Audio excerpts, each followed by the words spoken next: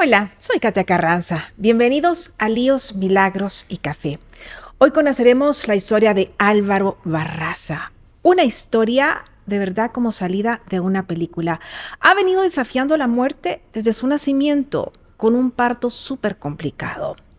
Una fractura de cráneo, un aparatoso accidente de ciclismo, un vuelo de paramotor donde se le apaga el motor.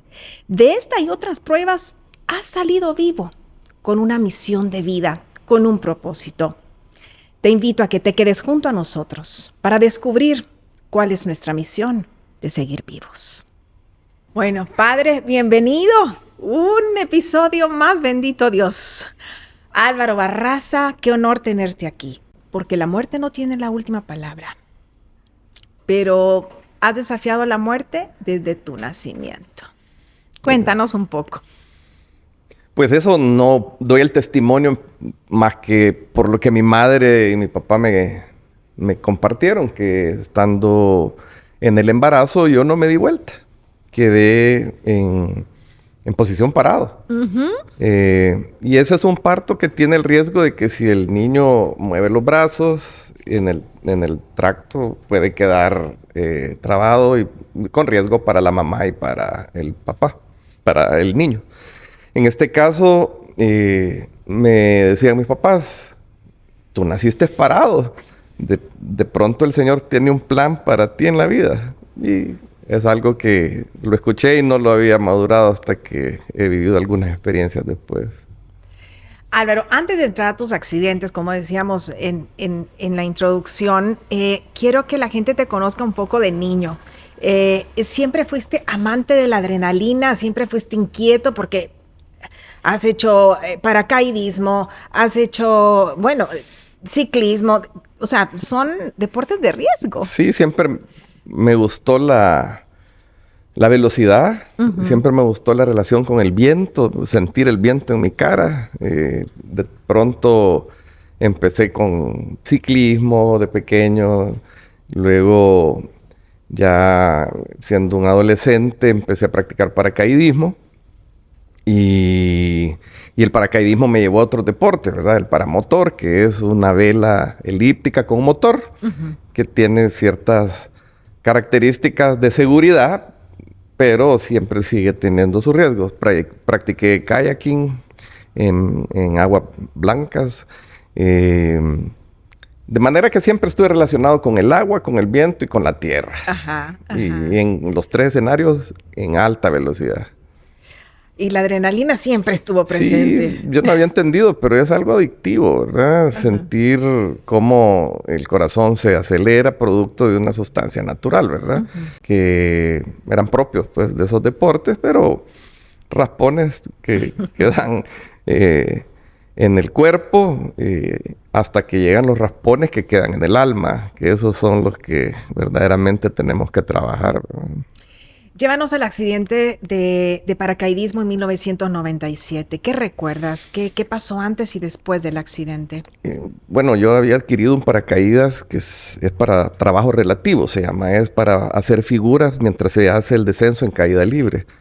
Es un paracaídas pequeño cuyas características son para que pese poco, pero al abrirse se necesita una pista grande para poder hacer el flare, que se llama en inglés, que es para aterrizar. Tenía muy pocos saltos. Ahí fue un uso abusivo, ¿verdad? Del deporte. En este caso, era el 24 de agosto del 97. Jugaba Millonarios de Colombia contra la selección de El Salvador. Sí, se acuerda. Y con el grupo de amigos paracaidistas nos dijeron, va a haber un salto de exhibición en el Estadio Cuscatlán. ¿Quién quiere ir? Pagar un avión era caro para nosotros que no trabajábamos. Bueno, trabajábamos en empleos que no nos permitían costearnos ese tipo de gastos. Y entonces todos dijimos, yo. Éramos adolescentes en aquella época. Bueno, en el 97 tenía 26, no era tan... Ya estaba en medio de la adultez. Entonces nos subimos todos al avión. El avión tenía capacidad, si no me equivoco, para 8 personas. Íbamos 12. Iba sobrecargado. Entonces, todos en el avión, el piloto nos dice, miren, va sobrecargado, hay que bajarse. 4. Entonces yo iba en la puerta porque iba a ser el primero en salir. Y como soltar un salto era mala palabra, ¿verdad? Entonces todos nos hacíamos los mareados, ¿verdad? Y hay que bajarse. Y sentí en mi corazón, yo me voy a bajar. Entonces levanté la mano y empezó a taxiar el avión. Entonces dije, bueno, ahí va, nos fuimos. Cuando despegamos, el salto iba a estar supuesto a hacerse a 7,000 pies de altura, pero como iba tan cargado el avión, no lograba tomar tanta altura. Era un avión que necesitaba más potencia. Entonces, después de estar dando vueltas en la zona del estadio, nos dice el maestro de salto, tienen que saltar ya porque avisaron de tierra que si no saltan, se aborta el salto. Entonces, viene el maestro de salto, nos dijo, ok, salten y abran porque estamos a 3,500 pies. Entonces, igualmente yo iba a la puerta, me dijo, salté, estaba nublado. Cuando pasé la nube y quedé suspendido en el paracaídas, estaba a más o menos 2,500 pies, que es una altura de apertura. Luego, el paracaídas estaba enrollado, entonces las cuerdas, entonces tuve que desenrollarlas. Cuando quedé desenrollado, ya estaba a 1,000 pies de altura, cerca de la Saquiro, y veía el estadio al frente. Entonces, dejé volar mi paracaídas hacia el estadio, viento de cola, que me hizo volar bien rápido. Entonces yo veía que me iba acercando bien rápido al estadio, porque mi paracaídas era precisamente muy rápido por ser pequeño.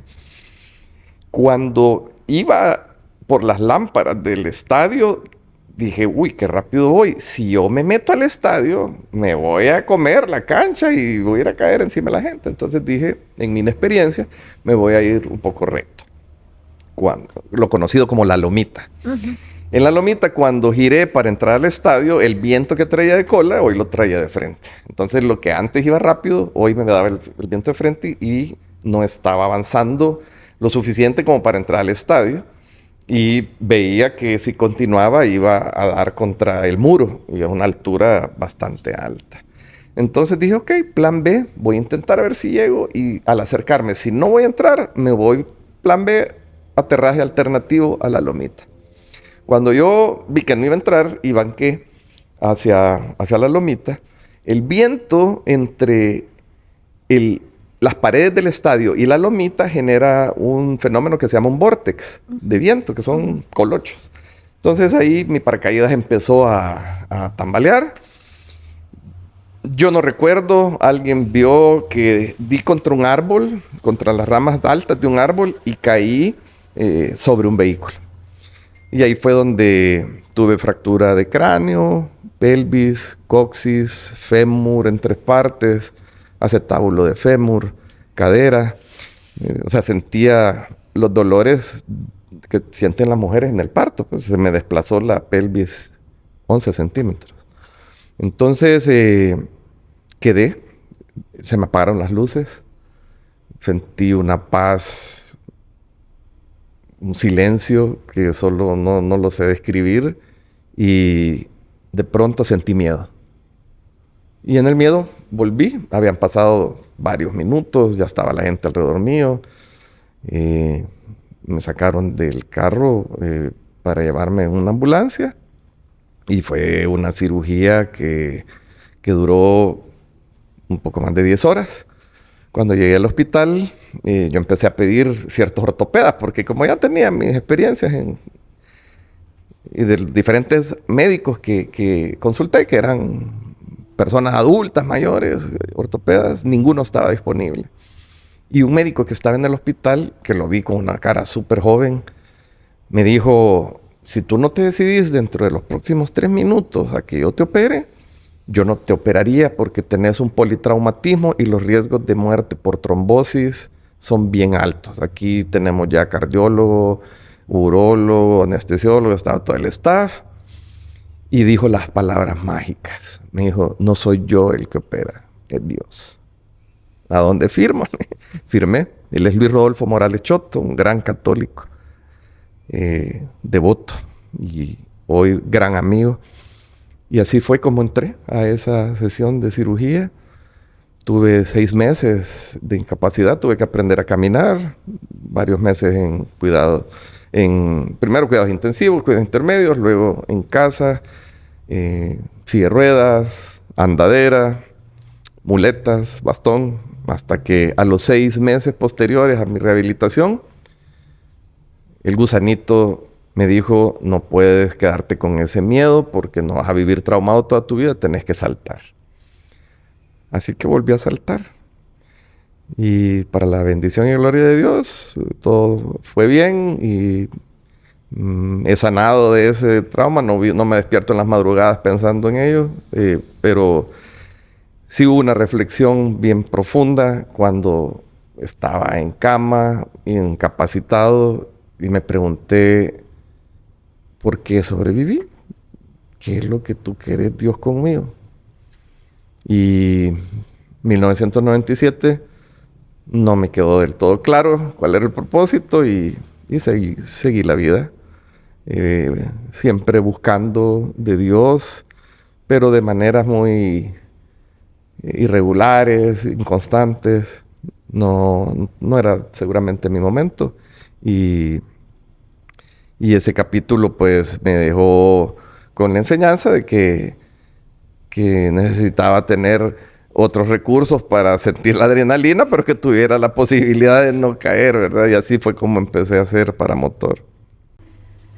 ¿El paramotor se da antes o después del accidente de ciclismo? Después. Después, o sea que tuviste un accidente también bastante aparatoso en ciclismo. Sí. A mí siempre me gustó el ciclismo de montaña y luego el de ruta. Uh-huh. Y teníamos un grupo de ciclistas que entrenábamos y nos exigíamos. Ya éramos veteranos, pero...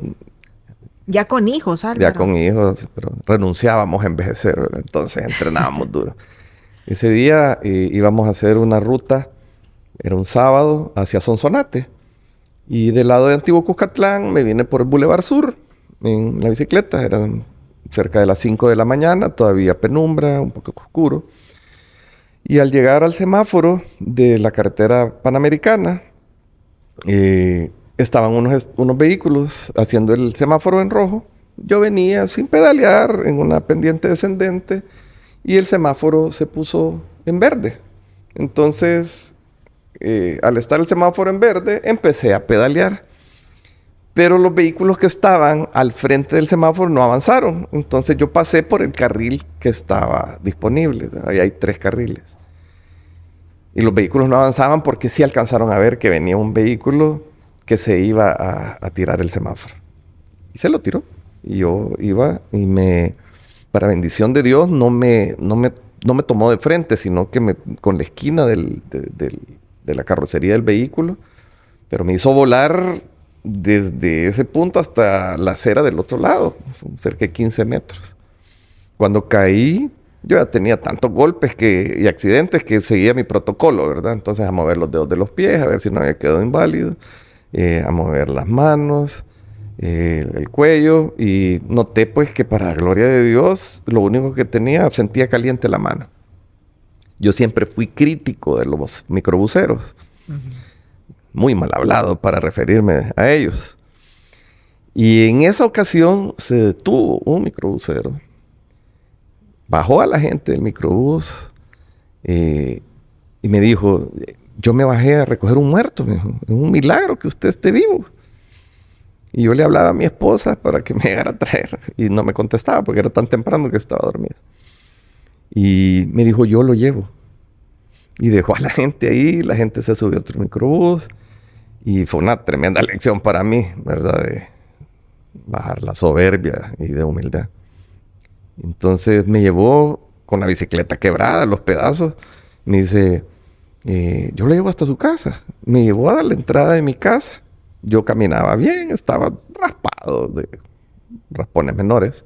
Y solo la mano que la sentía caliente. Luego mi esposa me llevó al hospital y en ese caso, para la gloria de Dios, solo tuve una fractura del dedo gordo. Me pusieron un clavo, o sea, fue una cirugía menor. Y siempre Luis Rodolfo Morales, médico. Otro milagro, Álvaro. Otro milagro. Ese sí, mi padre había fallecido en el año 2006 y sí pude sentir la intercesión de él. Mi madre vivía y le dije, sentí que fue él. Mi papá ha sido fue un hombre muy devoto.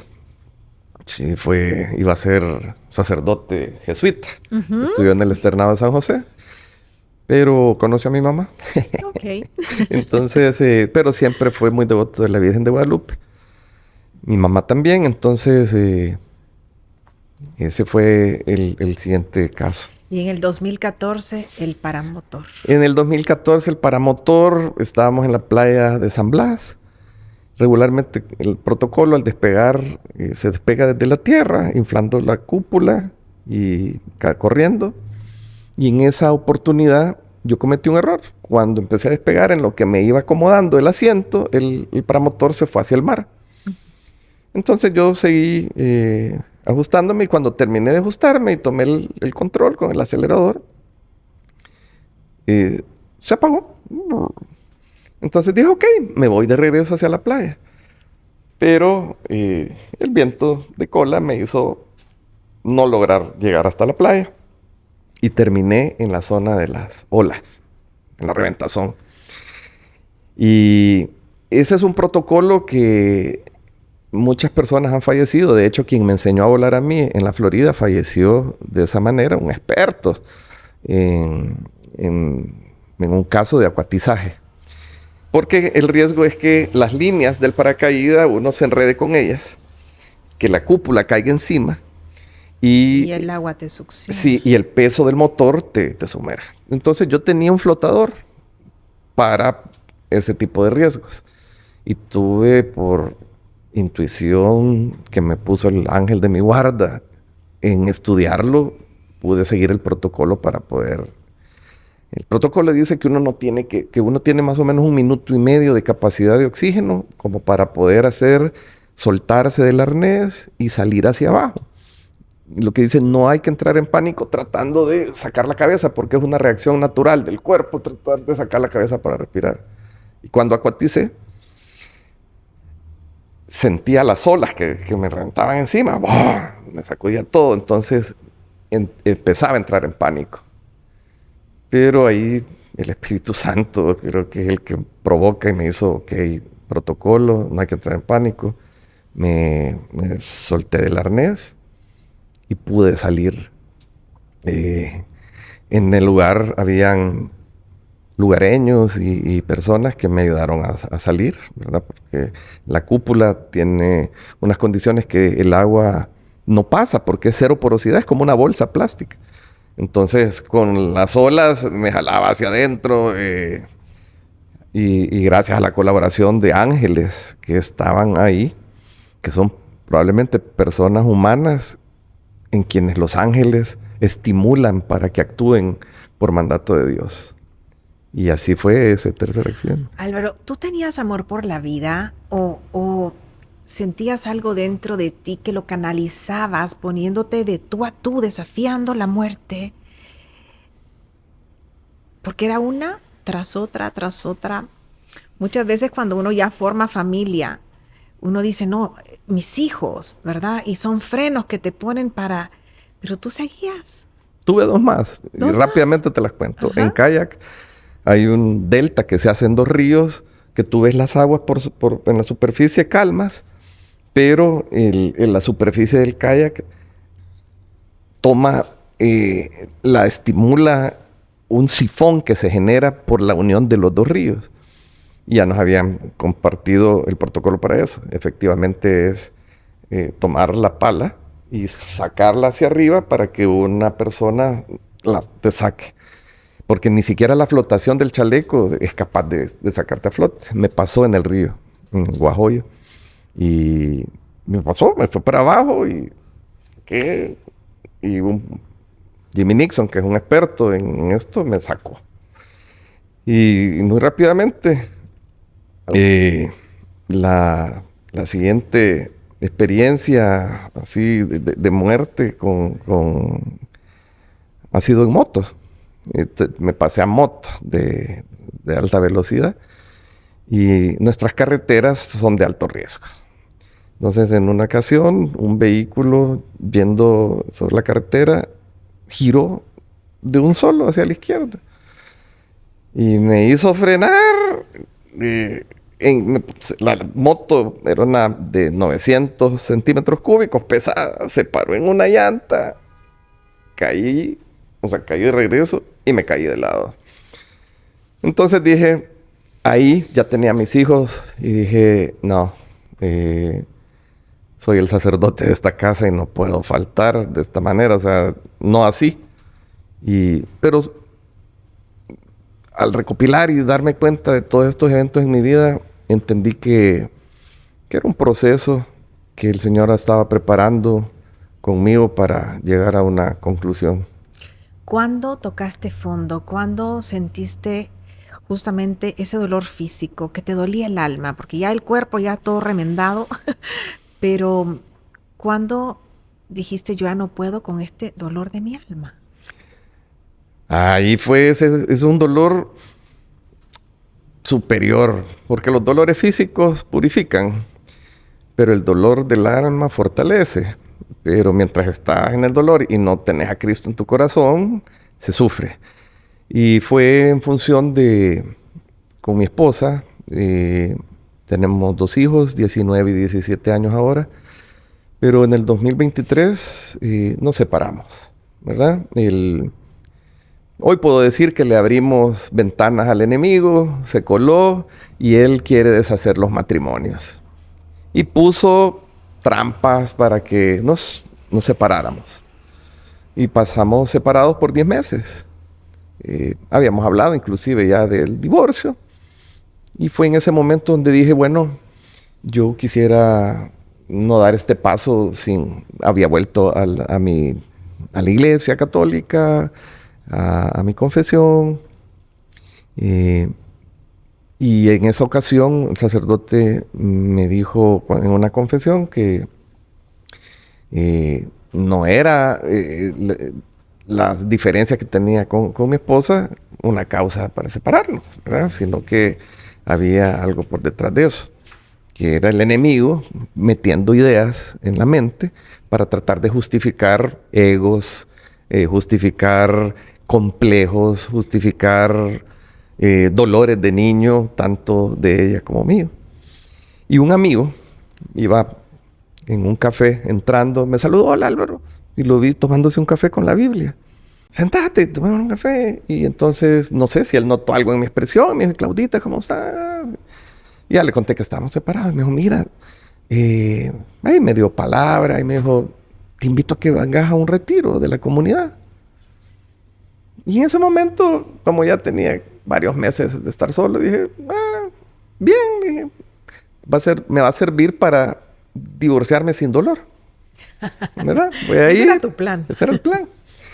Y luego en la iglesia ya mis 2 padres fallecidos, me empecé a dar cuenta de que yo había sido un hijo que no celebraba los aniversarios de fallecidos de mis papás. Me sentí un hijo bien desamorado. Y dije, no, tengo que volver a esto. En la iglesia, mi papá, al ser devoto de la Virgen María, me heredó unas imágenes y pude empezar a rezar el rosario. Mal rezado, porque nadie me lo estaba enseñando. Hasta que leí un mensaje de la madre que dice, un rosario mal rezado es mejor que el rosario que no se reza. Sí. Así que así empecé. Y bueno, dije, entonces este retiro me va a servir para divorciarme contento y ponerme a cuentas con la madre, a quien nunca he sido devoto de ella, nunca le he venerado. Y creo que es la divinidad, el lado femenino de la divinidad, voy y me pongo a cuenta. Y el día del retiro, cuando llego a la comunidad, en la casa de retiro, entro al salón y veo la imagen de la Virgen de María. Y entonces me senté en el pupitre enfrente de ella. Y ahí empezó el trabajo. Aquí estoy, le dijiste. Ahí empezó lo sobrenatural, porque durante todo el proceso, en un momento de unción, estaba sentado, solo yo sabía que iba a ponerme a cuenta. Y no sabía, alguien llegó y se me acercó al oído y me dijo, la madre dice que hagas lo que viniste a hacer. Y me quebranté porque no lo había hecho. Y ahí me postré y le dije, señora, te pido perdón.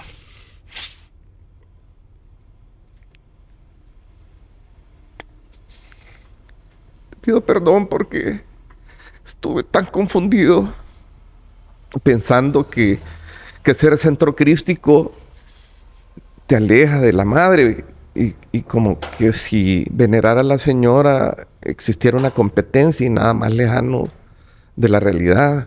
Fue ella la que me trajo a los pies de Cristo. Y ahí empezó.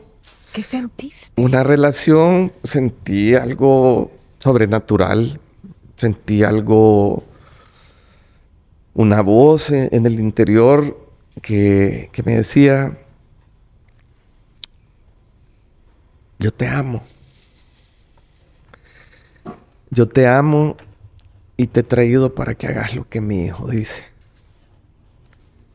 Y entonces ahí entendí que no hay competencia. Es así, es a Jesús por María. Ella tiene esa capacidad materna de tocar el corazón, los corazones más duros, y de crear las condiciones para poder llegar a esos momentos de intimidad con su hijo. Y ahí empezó, a la salida de mi retiro, empezó el retiro. Al regresar a casa, yo le pedí a mi esposa, que estábamos separados, que me llevara a mis hijos para recibirme el día del regreso. Y el enemigo, le encanta poner los estorbos, en el retiro, al llegar, todos estaban esperando, echar globos y aplausos y la alabanza. Y yo, ¿dónde están? ¿Dónde están mis hijos? Y todos abrazando a sus familiares. Y no estaba. Terminó la celebración, la gente se fue, agarré mi maleta y me fui, empecé a caminar hacia la casa. Y al rato vi que venía el carro y se detuvo. Y, ay, ya terminó. Sí, ya terminó. Yo entendí que yo tenía dos opciones, ¿verdad? Perder la unción o hacerle caso al enemigo que quería meterle brasas al fuego. Entonces, al llegar a la casa, le dije, quiero hablar contigo, a mi esposa. Y le compartí la gran epifanía que había tenido conociendo a Cristo en ese retiro, y la misericordia que tuvo de limpiarme, quitar muchísima carga que llevaba, y la increíble intercesión de nuestra madre. Y le pedí que volviera. ¿Ella estaba preparada para ese nuevo Álvaro? No. Porque se chocó. Nunca se imaginó que yo iba a decirle lo que le dije. Le dije que la amaba, que le pedía perdón por muchos daños que yo pude provocar consciente e inconscientemente, y que no quería que nuestros hijos se quedaran con lo humano de nosotros, sino que le propuse, encontremos juntos a Cristo y heredémosles el hogar que se merecen. Y para gloria de Dios, eso fue un domingo. Yo el lunes fui a asamblea de la comunidad y me acompañó. Y anunciaron el retiro de mujeres, que era para 2 semanas siguientes. Y se anotó. Importante mencionar que ella viene de la iglesia evangélica. Sí. Y se dio en función de... Nos casamos en un matrimonio mixto, ¿verdad? Ella sí fue bautizada cuando pequeña, y eso permitió pues que pudiéramos celebrar el matrimonio. Y a pesar de que durante nuestra vida de matrimonio sí hubo momentos donde la fe era un tema de discusión, Yo la acompañé a sus cultos y ella me acompañó a la iglesia y era algo que no terminaba de asentar. Y fue con su retiro donde también el Señor se encargó de mostrarle que es el mismo Dios a quien adoramos y que nuestra iglesia, pues, en los sacramentos nos entrega algo que no otros no experimentan, y es el caso de ser testigos durante la Eucaristía de la transustanciación y de la presencia viva de Cristo, donde a pesar de que vemos un pan y un vino, lo sobrenatural no lo podemos ver porque tenemos ojos humanos y percepción humana. Pero está ahí el Cristo que fue llagado en la cruz, está presente.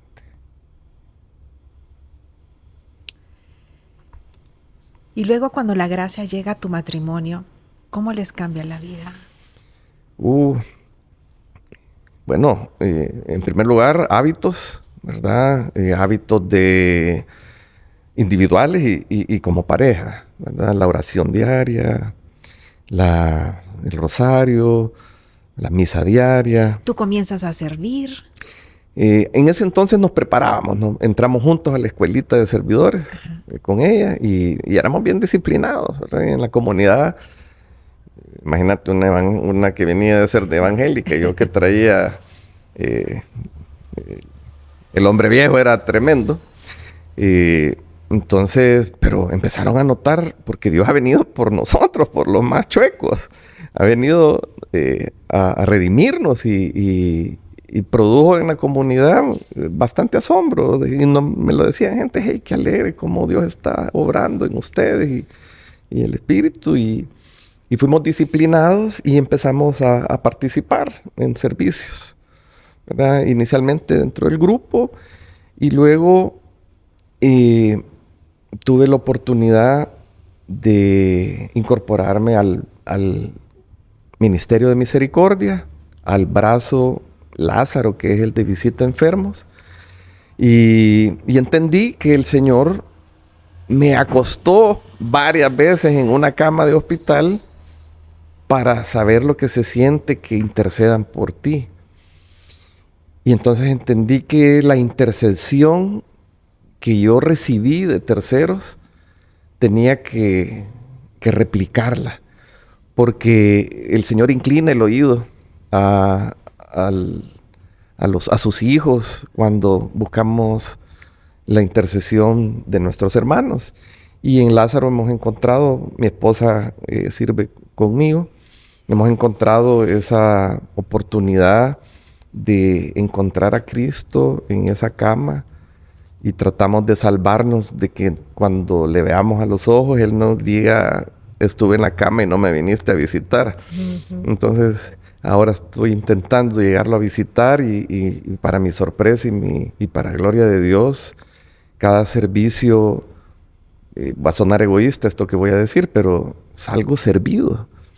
Porque realmente salgo de esos servicios con una paz, con una alegría, una unción del Espíritu Santo, porque oramos por nuestros hermanos para que se cumpla el plan de Dios. No necesariamente yo les aclaro, yo no hago nada más que tratar de cuidarme, llegar ayunado, con mi misa diaria, confesado, ¿verdad? Vivir en gracia. Vivir en santidad. Llegar en gracia y santidad para ser un vaso, un canal. Álvaro, ¿qué veías en el rostro de los enfermos que antes quizás la vida que llevábamos no te permitía ver? Bueno, primero veo el dolor físico que da la tentación de tratar de ir a por ello al inicio, pero el dolor físico no puede sanar si no se sana antes el dolor espiritual o la enfermedad del alma. De manera que nuestras visitas a los enfermos son eso, son crear un espacio para que la persona pueda primero reconocer las 4 verdades, ¿verdad? Traemos palabra de Dios, no es palabra de hombre. La primera verdad, que que Dios le ama profundamente. La segunda verdad es que cuando nos alejamos de Dios caemos en pecado. La tercera verdad es que solo Cristo puede redimirnos y sacarnos y perdonarnos ese pecado. Y la cuarta verdad es que solo reconociendo a Cristo como nuestro Salvador podemos recibir al Espíritu Santo, que es el consolador que ha quedado para que podamos crecer en la fe. Así que veo ahora personas que son Cristos, que mi presencia para ellos también representa a Cristo. Y ellos en esa cama para mí representan a Cristo. Y reflexionando sobre eso, dije, Cristo está en todos nosotros. Lo que pasa es que se queda como un cliché o como una frase, pero Cristo está en todos nosotros, porque así lo dijo, que iba a quedar representado. En nuestros dolores, en nuestra pobreza, en nuestra desnudez, en nuestra soledad. Ver tu familia hermosa, verte ahora de verdad sirviéndole al Señor. Todos hemos pasado por dificultades en los matrimonios, pero yo siempre digo, bendita prueba la que te lleva a los pies de Jesús. Y después uno comienza a vivir una alegría, una armonía y te caen regalos del cielo y los puedes palpar porque dices, no, es que esto no es humano. Sé que vas viniendo de Medjugorje y sin duda alguna no me cabe duda de que fue un regalito de Mamita María. Cuéntanos un poco de eso, de esa experiencia hermosa. Bueno, como les conté, durante mi retiro de conversión, fue la madre quien me trajo a los pies de Cristo y empecé a rezar mi rosario, empecé a meditar el rosario y empecé a tratar de perseguir y clamar por las virtudes para incorporarlas a mi vida. Entonces ya el rosario se convirtió en esa disciplina en la que me crea ese espacio-tiempo en el que puedo conversar con Jesús, con María, y yo siempre me hago acompañar de mi ángel guardián y hay todo un ejército de luz cuando se reza en rosario en mi casa. Entonces estaba en una asamblea de la comunidad y anunciaron que iba a haber una peregrinación a Medjugorje y que era para los meses de septiembre. Yo estaba pasando un bache financiero. Yo soy profesional independiente y tengo un despacho de consultoría y estaba teniendo algunos problemas que no me pagaban algunas deudas y entonces estaba muy justo. Entonces lo vi como aquel anhelo de decir, qué bonito hubiera sido poder ir. Y un ángel se me acercó y me dijo, ¿vas a ir? No, fíjate que yo de momento estoy algo justo con la parte económica. Me dijo, no, pedíselo a la Gospa. Ella, al que quiere llevar, lo lleva. Y aunque no tenga el dinero, no es un problema. Ella, al que quiere llevar y tiene un propósito, lo lleva. Entonces me lo tomé como propio y en ese rosario le dije, señora, ¿y tú quisieras que fuera a conocer a tu casa? Y entonces me preguntó en mi corazón, ¿quieres ir? Y le dije, sí, quiero ir. Entonces resulta que el cierre para la peregrinación tenía una fecha y esa fecha llegó. Y yo estaba limitado siempre. Cuando empezamos a hacer las reuniones previas porque fue un retiro realmente, no fue turismo religioso, ¿verdad? Fuimos con nuestro guía espiritual, el padre Edwin, de la parroquia del Divino Niño, y tuvimos sesiones mensuales, tuvimos literatura, para verdaderamente tener un tiempo de introspección y de experiencia con el Espíritu y con la Madre. Y así fue como logramos salir el día 9 de septiembre. Yo cumplo años el día 11.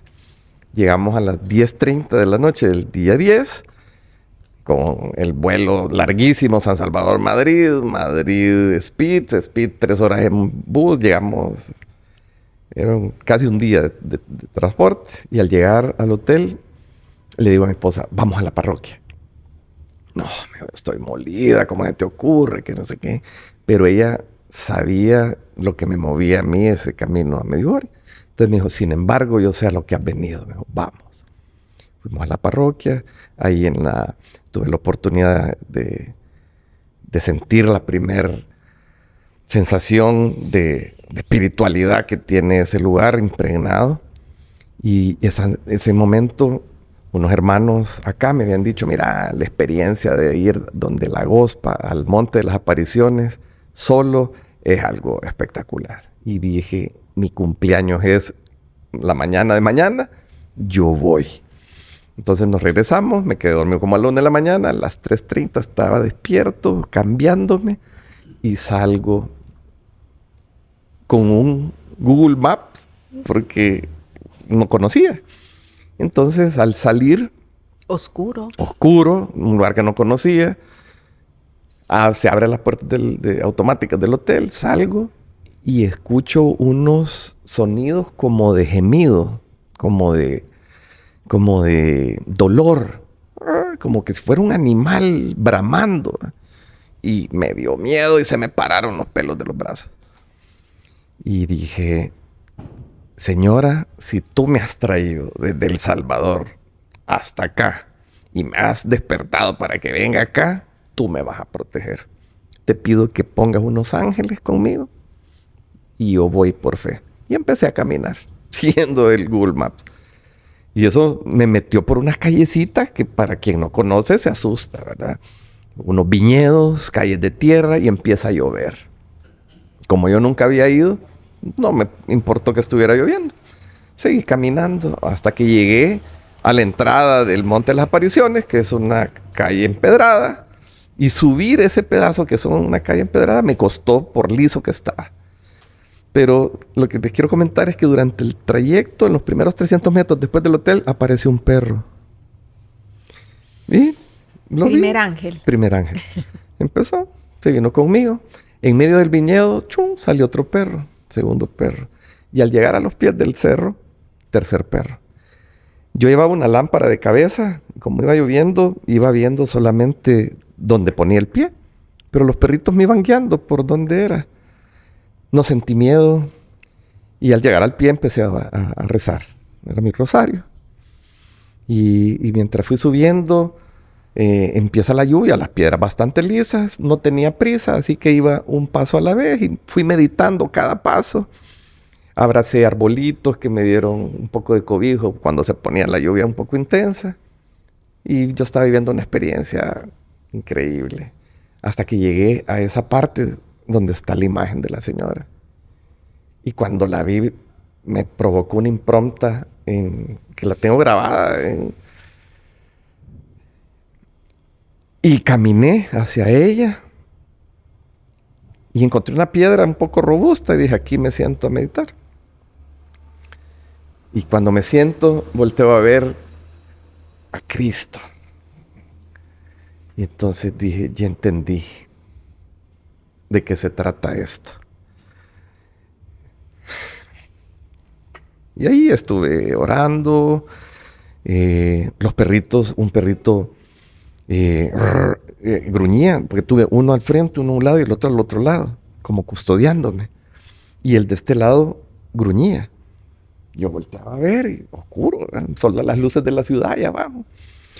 Y cuando la siguiente vez que gruñó, yo le dije, señora, protégeme y confírmame de que estoy seguro aquí. Y el perrito subió su pata, me la puso en la pierna y me depositó su mandíbula sobre mi pierna. Yo soy chuchero de toda mi vida, entonces para mí eso fue increíble. Me enlodó todo, ¿verdad? Y dije, wow, confirmado está. En esa... hay un proceso sobrenatural que no hay palabras como para decir, me pasó esto. No vi nada extraordinario. lo extraordinario estaba sucediendo en mi interior. Luego empecé a bajar y eso fue una experiencia que cuando subimos el Krishevak, donde vamos meditando el Via Crucis del Padre Ivanovich, en el que Jesús va describiendo cada estación en primera persona. No, hombre, eso, el dolor de ir subiendo ese empedrado y ver personas con una devoción. Medjugorje tiene esa magia de mostrarnos de que a pesar de que las noticias te dan cosas que pareciera de que el mundo se de acaba. que el mundo se acaba, la victoria es de Cristo. Y en una sencillez. Y aprendí a darme cuenta de que así como hay maldad en muchas partes del mundo, hay bondad también en todas partes del mundo. Entonces, ¿de qué lado querés estar? Y ahí fue donde dije, no. Medjugorje para mí, lo resumo diciéndote que me demostró que no podemos accesar a la vida eterna sin nuestros sacerdotes. Sí. Sin la Eucaristía nosotros no podemos tener esa relación, ¿verdad?, sacramental. No podemos confesarnos. Estaríamos cargados. Entonces aprendí a respetar y a valorar y a entender la importancia de esa vocación, ¿verdad?, que tienen y orar por ellos. Y orar por ellos. Porque también son tentados. Sí, y ver a su vez más de 15,000 personas en la explanada. Confesándose. Uno confesando y segundo celebrando en adoración al Santísimo. 15,000 personas que tú escuchas que se cae una hoja en un silencio. A mí me reveló cómo el Espíritu Santo traspasa cuando todos podemos conectar en una misma sintonía. Nos traspasa a todos y tenemos capacidades de sanar a distancia, de hacer todo lo que Jesús nos ha mandado que hagamos. Álvaro, ¿ya descubriste por qué Dios te salvó tantas veces? Sí. En esta visita a Medjugorje me terminó de cerrar el círculo y me di cuenta de que este es un peregrinar. Haber peregrinado en Medjugorje me enseñó que ese es un pequeño capítulo de nuestro peregrinar en la vida, que esto es un paso, que la verdadera vida es la que viene cuando nosotros dejemos este cuerpo y rindamos cuentas de qué hicimos. Entonces ahora ya mis cumpleaños ya no los cuento en cuántos años suman, sino que ahora los cuento en cuántos me quedan para poder servirle a Dios. Qué hermoso. Álvaro, tú estás aquí en Líos, Milagros y Café, abriendo tus heridas, abriendo tu corazón, contando tu testimonio. ¿Qué le pudieras decir para esos Álvaros que nos están viendo, que en algún momento se vieron con la necesidad de enfrentarse con la muerte una y otra vez, y que no encuentran esperanza? Bueno, la muerte, yo le perdí el miedo a la muerte. Y ahora le tengo miedo a quedarme dormido con la vida. Eso me da miedo. La muerte es como el embarazo. 9 meses. Un niño dentro del vientre de su madre no puede estar 11 ni 12 meses, son 9. Y nuestra vida tiene esa condición similar. Un tiempo en el que el Señor nos prepara para la vida eterna. Así como la bolsa prepara al niño para salir al mundo. Pero así como el niño al salir llora y sus pulmones se llenan de aire y se siente liberado después de haber estado en esa temperatura agradable, pero que es por 9 meses agradable, no 10 ni 12.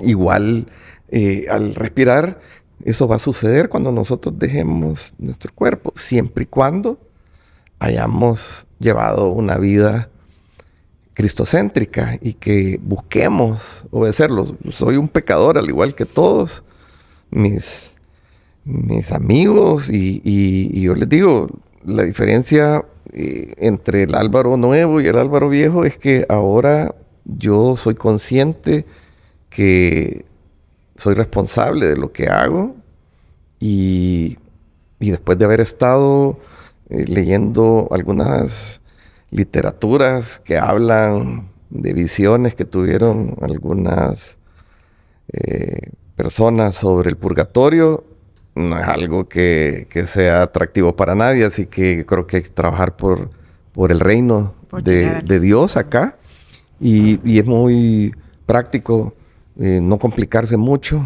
teológicamente. Yo creo que el negocio es volver espiritual lo cotidiano.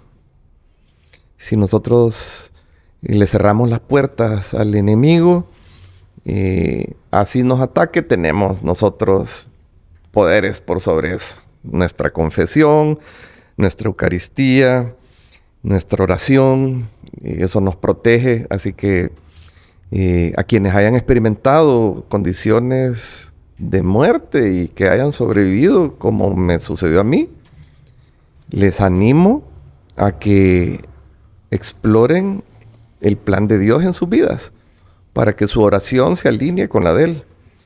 Porque no hay cosa peor que orar por un plan diferente al de Dios, ¿verdad? Eso produce mucho dolor y frustración. Y la gente piensa que Dios no nos escucha. Y realmente es que Dios tiene un plan mejor y que solo atendiendo ese plan vamos a vivir en gracia. Álvaro, te agradezco la confianza y la valentía porque los hombres son más duros y lo tengo que decir. Primero para esa conversión y segundo para abrir su testimonio y contarlo. Te agradezco de todo corazón, de verdad. Padre, el testimonio de Álvaro nos deja de verdad que la muerte no tiene la última palabra, el pecado no tiene la última palabra y muchas veces tocar fondo es parte de llegar a los pies de Jesús. Bien, primero que nada, agradecerle a nuestro hermano Álvaro por acompañarnos y por contarnos estas experiencias que ha vivido en su vida, que de verdad que, con todo respeto, parece gato, porque ya se ha librado de varias. Y justo fuera de cámara le contaba a Álvaro yo que también yo había pasado una experiencia cercana a la muerte, ya ustedes lo vieron hace poco, y uno pierde el miedo a la muerte, y justamente me gustaba la frase que él decía, que después el miedo es a no vivir o a vivir mal. Entonces, ahí nos damos cuenta que la conversión es un proceso diario, un proceso de todos los días. No es que yo viví mi retiro hace un año y ya me convertí. No, la conversión es un proceso que vamos fraguándolo día a día. Todos los días hay algo de qué convertirnos. Y hay un personaje, un tal Agustín, que vivió una vida disoluta lejos de Dios y que después de tantas experiencias, fracasos, no sé qué tipo de, no, él quizás accidentes no tuvo, pero sí sus propias experiencias fueron pues de algún modo un accidente que le fueron mostrando para dónde tenía que buscar. Él llegó a decir, tarde te amé, hermosura tan antigua y tan nueva. Se lamentaba San Agustín porque él conoció tarde a Dios, sin embargo lo conoció. Y ahora es San Agustín, obispo y doctor de la iglesia. Entonces esperamos que dentro de de bastante tiempo, de poco tiempo, no sé, tengamos a San Álvaro, ¿verdad? Pero San Álvaro, Santa Katia, ¿verdad? San Jorge. Qué bello, padre. San Jorge, presbítero de la iglesia, etcétera. Pero que todos seamos santos. Hace poco leía yo en las redes sociales, es cierto, las redes sociales tal vez no nos dan un parámetro exacto para decir esto es o esta es la verdad, pero sí es lo que piensa la gente. Y me llamó la atención porque alguien decía, de San Carlo Acutis, decía, hoy a cualquiera canonizan. Entonces me llamaba la atención porque yo decía, es que así debería ser, a cualquiera deberían canonizar, cualquiera debería ser santo, porque ese es el camino que todos tenemos que buscar.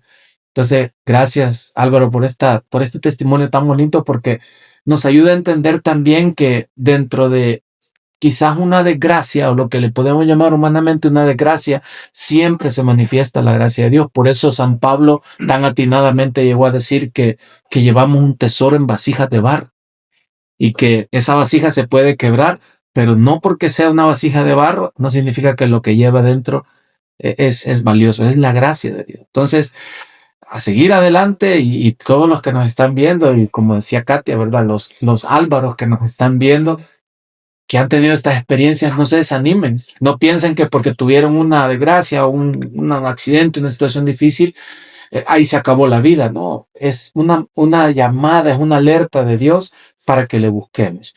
Y lo último, me encanta escuchar que usted diga que siempre ella nos lleva a Cristo. Así es.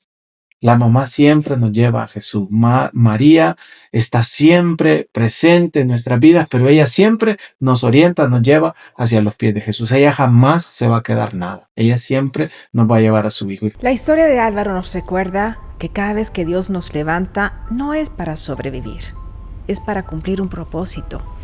Si tú te estás preguntando, ¿para qué sigo aquí? Habla con Él. Hay mucho por hacer. Amar, servir, perdonar. Esto es Líos, Milagros y Café. Aquí no disfrazamos el dolor. Los milagros son reales. Si tú sientes en tu corazón que puedes compartir este podcast con alguien que lo necesita, recuerda que estamos misionando. Muchas gracias y hasta la próxima.